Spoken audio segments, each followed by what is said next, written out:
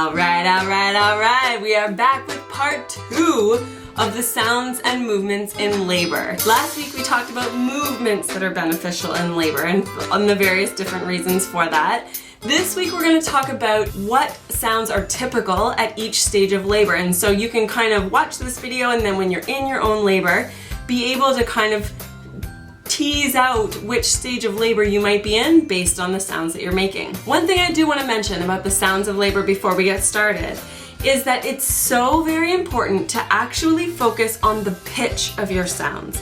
And you might think that that sounds crazy, like a silly detail to focus on when you're in labor and dealing with contractions, but it will help you immensely. Generally, as a general rule, the higher pitch your sounds as you're in labor, the less control you have. So the less well you are coping. So you're kind of in the freak out zone when you're up here.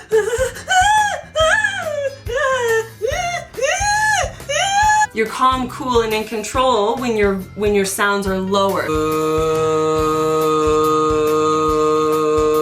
You want the nice, deep, lower tones because they are harder to make. You need to focus on them more. So anything you can give your brain to focus on to detract from the contractions will benefit you so much. Now, as a bit of a disclaimer here, Ina May Gaskin says that the same sounds that get a baby in should be about the same sounds that get the baby out.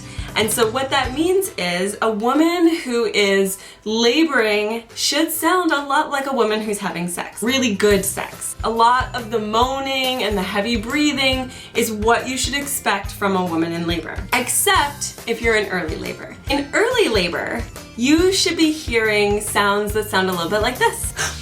There's another contraction. I think. There's another contraction. They're regulating. Honey, come home. I'm in labor. I know, I've had 3 contractions. And oh, I'm having another one now.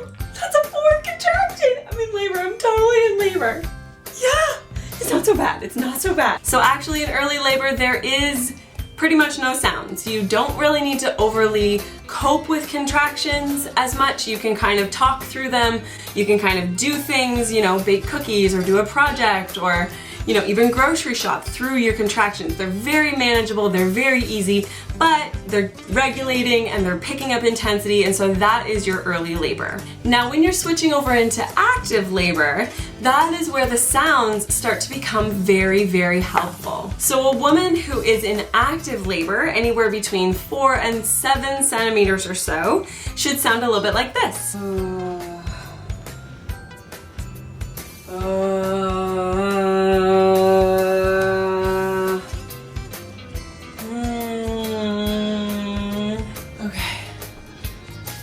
So there is sounds now. She can no longer talk throughout the contraction. She can no longer do anything throughout the contraction. She needs to stop everything, focus on her breathing, and make these sounds, and they are actually very beneficial to helping her cope with the pain of contractions. Then we move on into transition. And transition sounds a little bit like this. I can't do this anymore. I can't do this.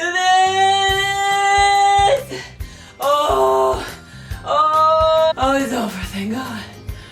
Oh, it's over. Ooh. And it is not fun, but the thing is with transition, your body is basically taking over at that point. That's what we like to call labor land, and it sounds a little bit like this.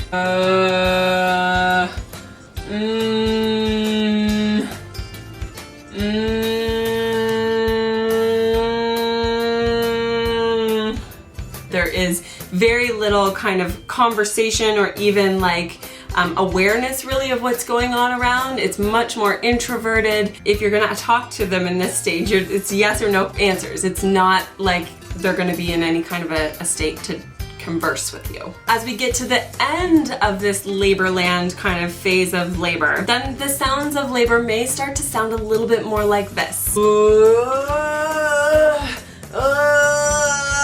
Those little grunty noises that you're making are kind of telling you that you are approaching full dilation. Sometimes the body tries to get you to do those little grunts early, even before you're fully dilated, to help apply that baby's head a little bit more to help it to dilate that extra little bit. Definitely don't overdo it with the pushing, but if you are getting that urge, the little grunts are very, very satisfying. And then once you get to 10 centimeters, you're in the pushing phase. And that is different for everyone. The sounds of the pushing phase aren't as important because you know you're fully dilated, you know you're pushing in that phase, so whatever sounds that you make are totally up to you. So that's it, guys. That's all I have to share with you about the sounds of labor, what each phase of labor sounds like. I hope you enjoyed that video as well. Pretty fun to make. I want you to birth boldly and love your labor. Thank you so much for watching, and I'll see you next time on Grandma's Baby Talk.